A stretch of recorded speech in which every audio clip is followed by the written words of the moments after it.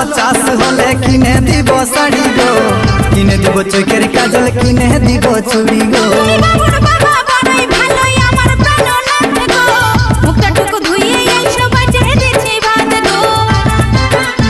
এই বছর ভালো চাষ হলে কিনে দিব শাড়ি গো, কিনে দিব চোখের কাজল, কিনে দিব চুড়ি গো।